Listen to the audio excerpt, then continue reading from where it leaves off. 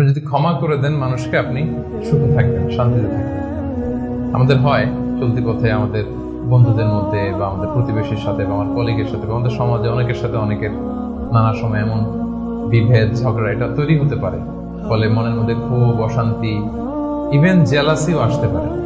কিন্তু এটা যদি আপনি কারোর প্রতি যদি রাগ, ক্ষোভ এটা পুষে রাখেন, ইট বার্নস ইউরসেলফ ইনসাইড, এটা ভিতরে আপনারা জ্বালাবে।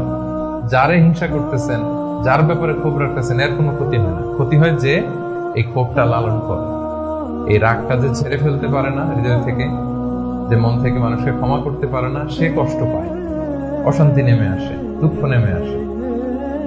আর যে সিম্পলি ক্ষমা করে দেয় সবাইকে, সে মানে সুখী একটা জীবনযাপন করতে পারে। এবং এটা জরিপেও, গবেষণাতেও দেখা গিয়েছে যে যে অন্যকে সহজে ক্ষমা করে দেয় সে হ্যাপি লাইফ লিড করে। তাহলে 2 নাম্বার কি? ফরগিভনেস, ক্ষমা করে দেয়। এটা আমরা রাসূল সাল্লাল্লাহু আলাইহি ওয়াসাল্লামের জীবনীতে যদি দেখি, রাসূল সাল্লাল্লাহু আলাইহি ওয়াসাল্লাম কি পরিমাণে যে ক্ষমা করেছেন, তো আপনারা নিজেরাও জানেন যে কত ঘটনা। ওনার পুরো জীবনীটাই তো ক্ষমা। সবসময় ক্ষমা করে দিতেন, মনে দুঃখ পুষে রাখতেন না কখনো। এবং সাহাবাদেরকে বলতেন তোমরা ক্ষমা করে দাও। এক সাহাবী এসে বললেন, ইয়া রাসূলুল্লাহ, আমার তো অনেক কৃতদাস, ওরা শুধু কাজে ভুল করে, ওদেরও কি একটু পানিশমেন্ট দেওয়া উচিত না? রাসূল সাল্লাল্লাহু আলাইহি ওয়াসাল্লাম বলতেন না। তো কি করবো? ক্ষমা করে দাও। কয়বার করবো? বলেন দিনে প্রতিদিন কমপক্ষে 70 বার।